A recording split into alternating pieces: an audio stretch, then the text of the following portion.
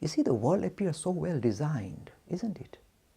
The way we are built, all our bodily parts kind of function so minutely, so well. Your heart, your lungs, the brain, your eyes, everything is so well designed. Even the trees and the fruit appears in the right time, and you have a seasonal fruit that you eat and nourish yourself.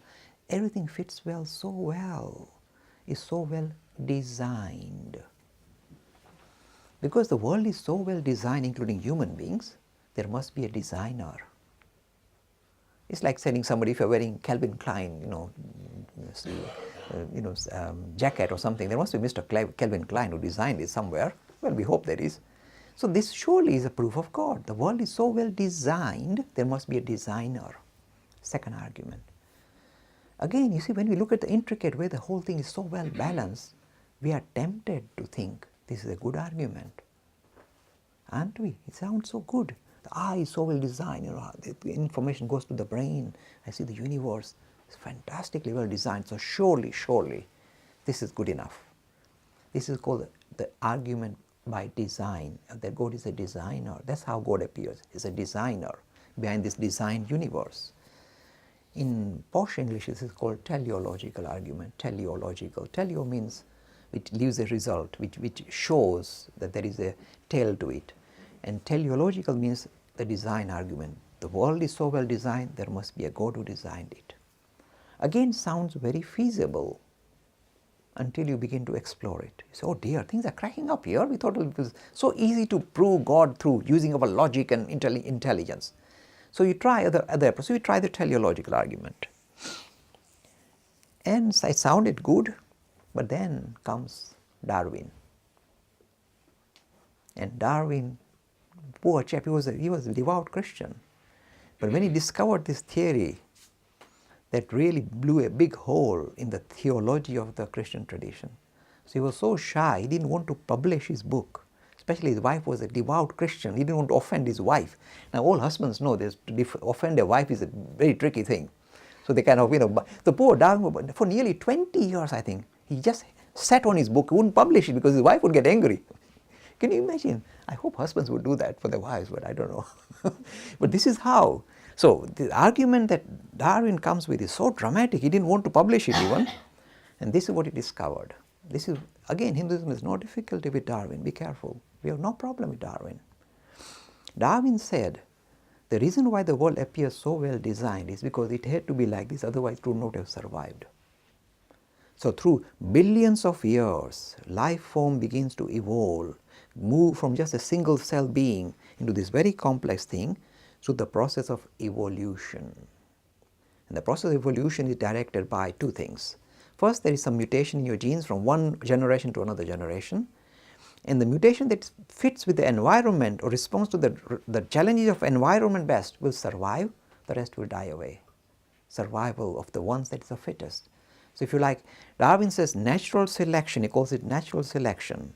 By natural selection, those living things that are most suited to the environment will continue to exist, the rest will die away. And he found not one, millions of fossil records to show the process of evolution. How from a single cell being, we have the plant life and the insect life and the bird life and the animal life and finally the human life. And the reason why it appears so complex and so well designed is because it has gone through the test of environmental changes for over billions of years. So it appears very well designed because otherwise it would not have survived. It would have been kicked out. So there was flow with the eye. That animal would have died. So if the eyes were not well focusing, that animal would die. So it is through natural selection we come up with this very elaborate mechanism called a human being, not a God designing. This is the byproduct of evolution and natural selection. And this theory is the theory of evolution. So straightway a huge challenge came saying the reason why we appear designed is it couldn't be otherwise. It had to be natural. It had to be this complex and this well organized. Otherwise we would not have survived. So it doesn't prove there is a God. It simply says there is natural selection and evolution. That is why we have this complex designed universe. So straightway a huge challenge came from Darwin. And of course the modern proponent of Darwinian ideas of evolution is Richard Dawkins. And he writes those lovely books called God Delusion. And go here, you see, frightening you. And people, look, many youth that I come across. I just did a session last week at Watford Grammar for the for 16 to 18 age group, and they love this kind of exploration. In fact, majority youth prefer this very openness to thinking about God rather than saying, oh, it's written in my book, believe it. They don't like that anymore. So it's this openness that they like to relate to, they feel comfortable with. So they prefer Darwin and this idea of evolution, this idea of, no, God designed Satan, okay, I'm going to have a screwdriver and sort you out and design you. See, this is straight away challenge comes straight out of evolution. And the second thing is this, and this is how some people really kind of challenge the idea of God. Really, when you think about it, a lot of things are not so well designed. Look at me and look at you. See, we can't see without it. So we are poorly designed. As soon as we are 25, we start needing stuff like this to kind of seek the word. God didn't design me too well. So I'm just lightening up. But there are flaws in design. And of course, the biggest flaw is the kind of the viciousness we see in the animal kingdom would suggest that if a God designed this world, then he must be a horrible man. How can he design animals eating and biting and killing each other while they're alive and chewing each other up? Something is not right with the design. So this is the second challenge that comes. The only positive way the people of design argument say is this: it's not just the animal, the human kingdom. They say the whole universe is so well designed, so well kind of placed that there seems to be something more at play. It's not mere coincidence that things appear like this so well. Because if you like, the natural constants that we find in the physical world, like they say the force of gravitation or electromagnetism or the weight of this and that, unless they were so perfectly designed, the world would not, it would crumble. So this is the argument still from the design argument trying to come back and say, no, there is more design, not just human design. The whole of this creation is so well pinpoint designed that there seems to be something more. They haven't proved God. There's something else more rather than just coincidence.